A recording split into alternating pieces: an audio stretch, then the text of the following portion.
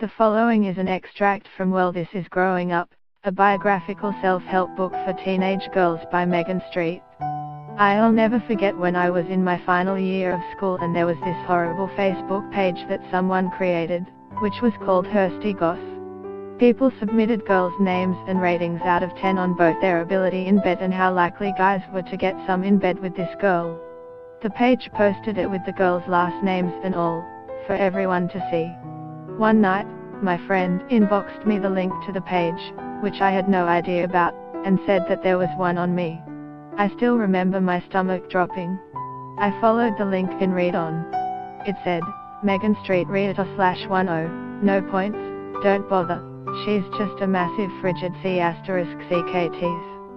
We can't give you a rating on her ability as no one knows it.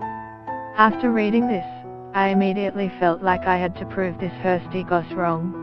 I was so close to just messaging the guy I liked at the time to let me come over and he could have sex with me.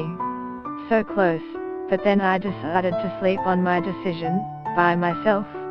The next day I realized and said to myself, no, I am waiting for the right person, so I just ignored the post. This is an example of how easily you can make a decision that you can never take back when you are young. It is difficult to keep your virginity in a world where so much relates to sex and everyone is always banging on about it. I know how it feels to be caught in the moment and not thinking straight when things are getting heated. As someone who kept her virginity long after high school, I know all too well what it's like to be called a loser, dork, frigid, or the girl who won't put out.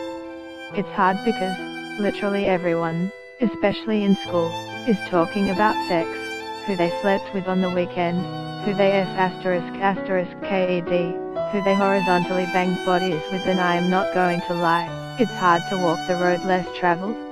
These days almost everywhere you /look, there is sexual content.